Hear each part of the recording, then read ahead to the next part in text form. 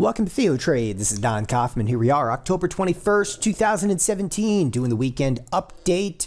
Let's start in a less likely place, but what we believe drove the market a tremendous amount, specifically late in the week. Let's start with the bonds. The ZB. Now, for those of you, you may be familiar with the bonds, maybe the ZB, the ZN, which of course are futures contracts, but the ZB is the 30-year U.S. Treasury bond futures contract. The ZN is the 10-year note futures contract. If you're more familiar, you could always, of course, look at the TLT. So what is so important with the bonds that we're starting with it? Well, as I said, this is really what drove trades specifically late in the week. When I say drive trade, I mean order flow, of course, drives trade, but order flow in the bonds have really been everything in light of what, everybody's looking, of course, at the S&Ps, they're looking at the Nasdaq, the discussion of like Apple is just fever pitch out there. Either it's Apple or Amazon or Tesla. It's all you hear about. But in the end, I mean, if you stopped for a second and looked at really what's driving order flow and where there still is degrees of volatility, it's the bond product. All right, this week, the bonds, they sold off. They sold off from 154 down to the 152 level. Now, I'll talk about the 152 level because that is an absolutely key inflection point and has been a key inflection point for a multitude of years. So the bonds sell off. You go, timeout. Okay, who cares? All right, the bonds sold off over here.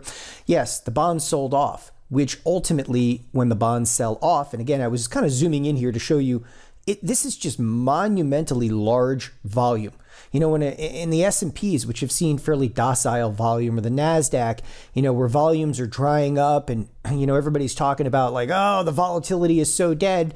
Yeah, that's because all the professionals right now are, all hands on deck inside of this bond product over here. The bonds are doing almost 400,000 contracts.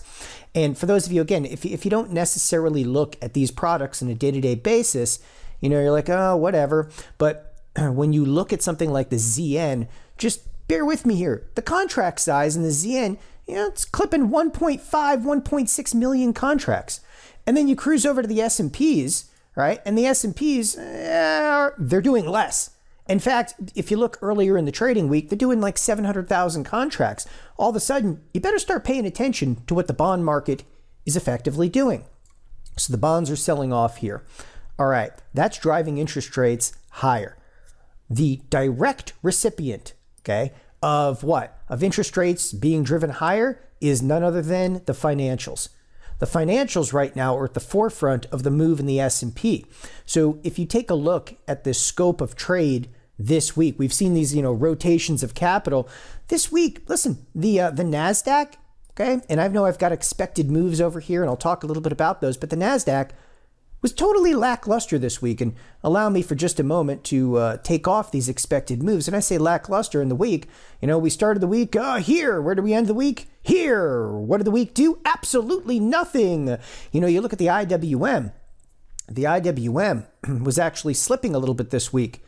Okay, but in terms of a major index, the IWM, which is of course the Russell, it popped also late in the week. Why? Because what actually comprises the IWM, the Russell 2000, is very financial weighted. It basically means financial stocks kind of rule the Russell, and it too popped to the upside. However, right back into this really, really tight channel. Last but not least, you're like, what's driving the S&Ps? The S&Ps shot right to the upper edge of their expected move. It's all inside of what happened in the financials, which again, everything you're seeing this past week in trade, whether it's in the SPX, whether it's in the Russell, okay, it's all financial related, which it's driven by the bonds, okay? Now, I've come back to the bonds here, and one important thing, if you've never looked at a bond futures contract, it's really important that you go and you have to do what's called contract adjust. Futures contracts, they roll from time to time, so it's of critical importance. And if you're not on thinkorswim, maybe you just want to use the TLT. If you don't have futures contracts to look at, the TLT will suffice. But I like to look at the pure contract out there. So I click on adjust for contract changes, and what that ultimately does is it creates a what's termed continuous contract. So if you rolled from December to March, March to June, and you've been looking at these things for years, it makes these contracts continuous, as if the roll never happened. And that's of critical importance, well, when you bring up something like a 3-year chart inside of the bonds. Now, let me zoom in here to the 3-year and kind of enunciate. Now, I'm not much of a market technician, okay? Technicals are not my thing. Price action, though, I think is of critical importance. The key point to be made in bonds, and there's kind of a big ironic aspect of this.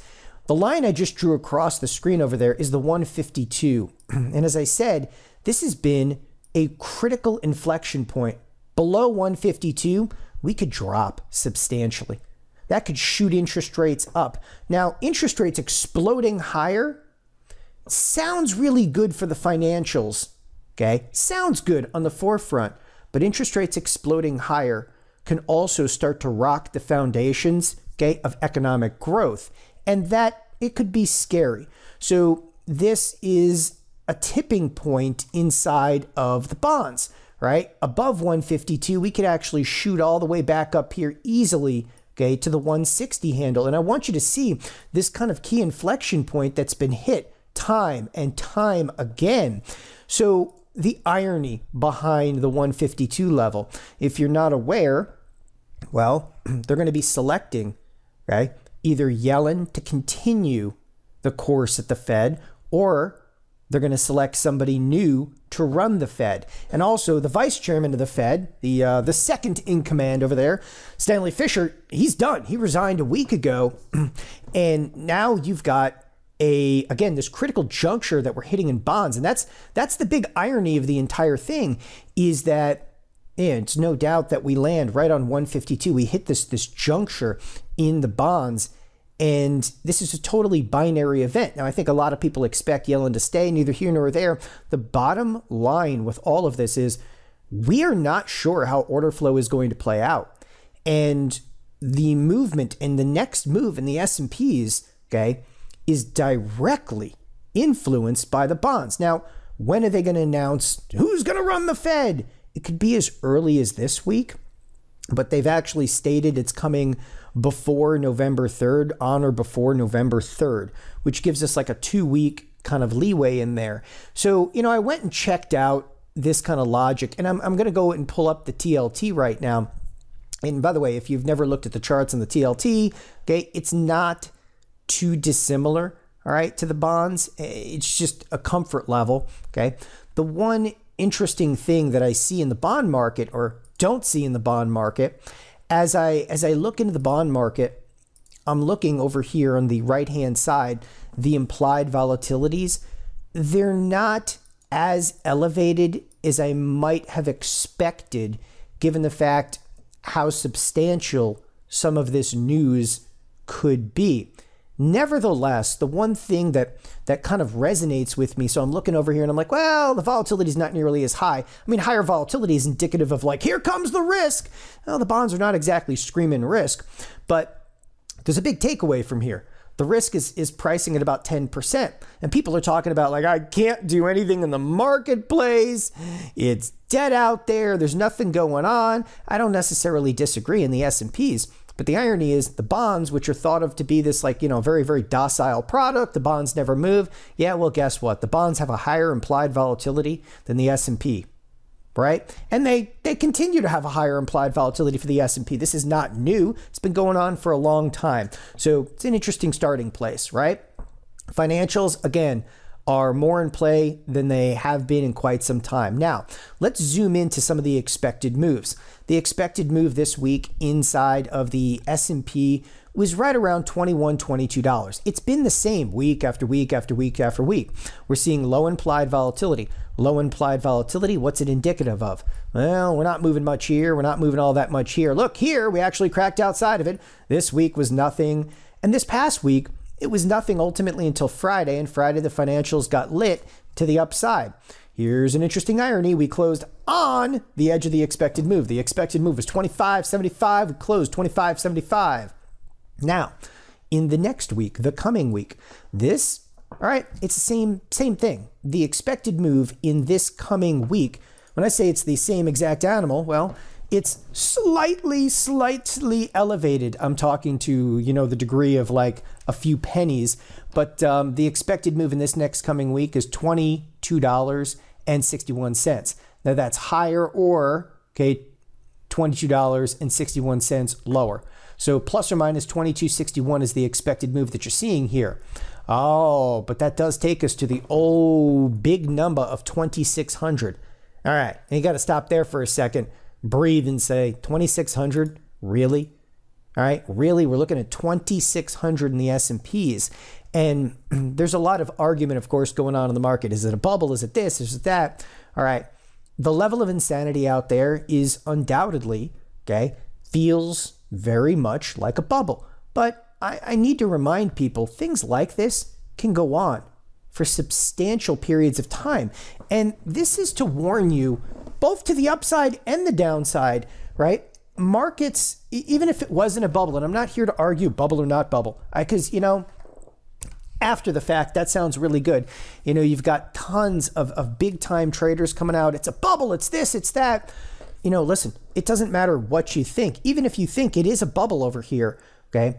Bubbles typically end with explosions to the upside. You just don't know, though. I mean, come on, this could be considered an explosion to the upside. We're at 2,400 a couple of weeks ago. Now we're actually facing down 2,600. I don't know, that's pretty bubblerific to me, but in any respect, bubbles can actually end with explosions to the upside, taking the Nasdaq or the Dow, okay, to just unruly type levels. Something I like to do to kind of quantify, and when you're looking at returns and so forth, and I always like to look at a year-to-date percentage. It helps me kind of just knock back and kind of reset myself, like, okay, how crazy are some of the moves that we're seeing right now? I see the IWM is up about 10% year-to-date. All right, that's not that crazy, okay? You can see the S&P, it's up about 14% year-to-date. All right, so the average is about, 8%, plus. It's not insane. I mean, back a couple of years ago, we saw a 33% move to the upside inside of the SPX. It's just, hey, this last shot to the upside, we're only up about 8%, and now we're up 14%. Then you look over at the Nasdaq. Okay, the Nasdaq, 24% year to date, and it's getting a little crazy over there. So, and again, to kind of help quantify the year to date percentage returns, they're up there, but they're not totally out of scope. They're not completely insane. It's looking things like the IWM that for weeks didn't even have a down trading day. Okay, you kind of feel like as a trader that there's this continual bid. It's a never-ending buyer. It's totally manipulated, and you start to feel that way. I mean, the psychology of watching markets drive higher every single day is vicious to the individual trader. What it does to them on a day-to-day basis. Low volatility, buy the dip. And again, not here to argue any of that. What I am here to tell you, though, is regardless of what you may think, you have to really put aside in a situation like this what you think is going to happen. And it's so difficult for people to do that because then how am I going to know if I'm going to get bullish or bearish? Everything you need to think about right now is strategy, risk management, allocation. Strategy, risk management, and allocation. All three of those things are tied together, right? And what that means is if you are going to get bullish right now, make that bullish sentiment secondary. You're going to get bullish right now, defend your positions heavily, because you have to look at something in the cues like this and you got to think, hey, come on, we're on borrowed time, right? The bottom could drop out. Even if you don't truly believe that, even if you're so bullish you can't even see straight right now, if you don't think the bottom can drop out of this in an instant where we lose 7 or 10% in a matter of days, you're fooling yourself. On the flip side, if you're short right now, okay, I want you to realize if you're short that there are so many individuals looking at this saying, oh, this thing is bubblerific, it's getting crazy. Yeah, and those are the exact kind of attitudes when people looking at this saying it's a bubble, those are the attitudes that can actually spurt us substantially higher. Then you can get short squeezes. Short squeezes are eventually how a bubble will end. And people seem to forget this stuff. You want to see something wild? Go back and look when bubbles end And that last push towards the end where everybody's like, that's it, we're squeezing the shorts out. This could be it. That could have been it. Yeah. Or we could go another $10, $15 higher in the Qs. So again, you got to have your strategy, your risk management, and your allocation. That's got to be up front. You know, if you're a person that just trades on bias, you're a duck, a sitting duck at this point in markets. And I really want to reiterate that. Now, let's spin things around a little bit and come back. Again, we'll talk a little bit more about the expected moves a bit later over here. Because again, in the Qs, what did we see this last week? In the Qs, nothing. What are we expecting next week? Not much more. Okay. But the reason I'm bringing up, you know, the expected moves is I would look at something like the Qs and I would think to myself, hey, maybe the volatility would be a little higher in the Qs. Why?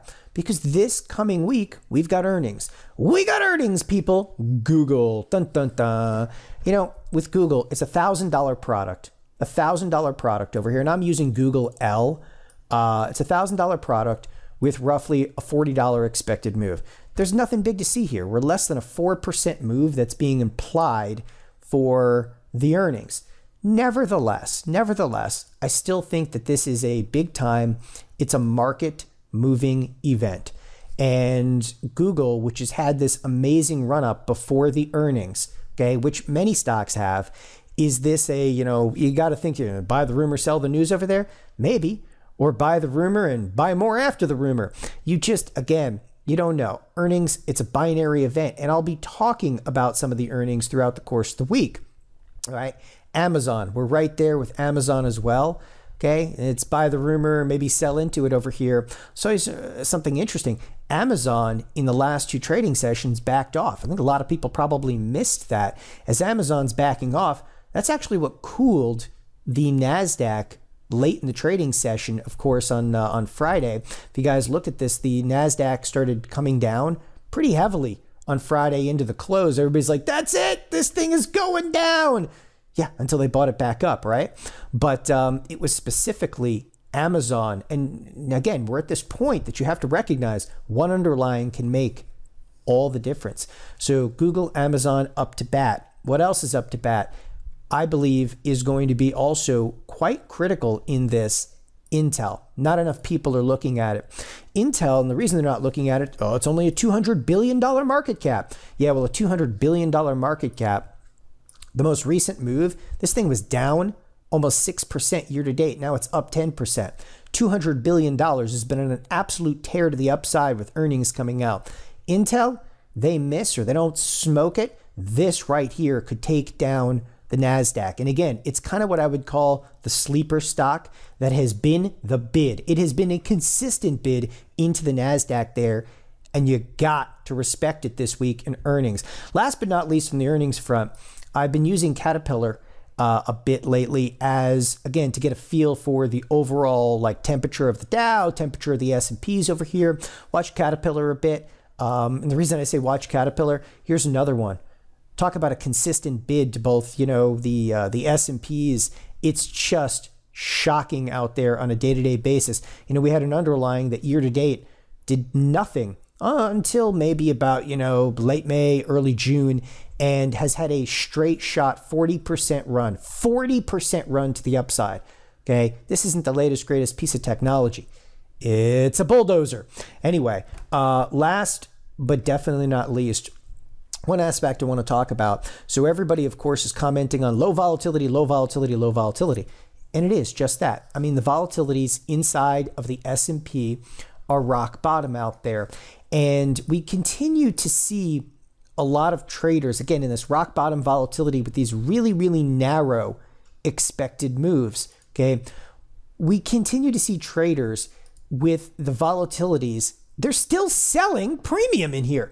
And you gotta ask yourself, like, what do you mean they're still selling premium? How do you know that they're selling premium? Again, rock bottom volatility, there's still a lot of activity. I mean, a day-to-day basis, okay, the S&Ps are still seeing crazy amounts of action. In fact, they did 1.7 million contracts granted yesterday, which was Friday, was on expiration in here. But huge activity in there. One of the things that I've noticed is the at the money implied volatility, okay, is still, it's just rock bottom. If you look, and I talked about this the other day, if you look at buying, for instance, to straddle, You know, the straddle is trading for like 15 bucks for this entire week. And yet the expected move is up to 22. Now, the reason I'm talking about this is a lot of professional trading firms, they're not buying the straddle, okay? These professional trading firms are still selling it, but they're using S&P futures and they're using what's called auto hedging. So they buy and sell S&P futures around the straddle. And that's how they protect themselves, or so you think. The other thing that these trading firms are doing that I'm seeing evidence of is they continue to bid volatility in the VIX itself. What you're looking at over here is the VVIX, the volatility of the volatility index. Now, the volatility of the volatility index, and again, we don't need this necessarily on percentage terms, but the volatility of the volatility index is hovering around 90, which is substantially higher, okay, than it has been when markets are making new highs. To me, this is evidence that, yes, traders continue to sell premium out there, but they're absolutely hedging. And when I say hedging, they're using the VIX options themselves, right? They're buying VIX options. How do I know they're buying VIX options? That's why the volatility of the volatility index is elevated, okay? So there's this continual bid, there's the continual hedge going on inside of the VIX itself to mitigate the risks that we all know are going to come. And the risks that are going to come, and I'm going to be clear about this, you don't know which side it's going to be on first, meaning, as I said earlier, you got to put bias aside right now and recognize we could explode higher, okay? Sooner or later, right? This doesn't, continue forever, right? Sooner or later, this ends and ends badly for, and in the, unfortunately, the retail investor that has, mom and pop with a 401k, but we could still substantiate much more gains before that ultimately happens. Insanity can last a lot longer in marketplaces than people had ever thought before. Why? Because you got the Fed behind it, which leads us to the final conclusion here of this kind of weekend update. The change possibility for the Fed looms large in the overall markets. Knowing who the next, chairman of the Fed is going to be, knowing if it's going to be Yellen, it isn't like, a lot. It's everything right now. They could completely change course, deflate a $4.5 trillion balance sheet. There's so much at risk with any change in the Fed. That's why one of my major beliefs, at this point, I think they have to stay with Yellen. We'll see what the next 2 weeks bring. Thanks, everybody, for joining us here at TheoTrade. Have a wonderful weekend. Bye-bye.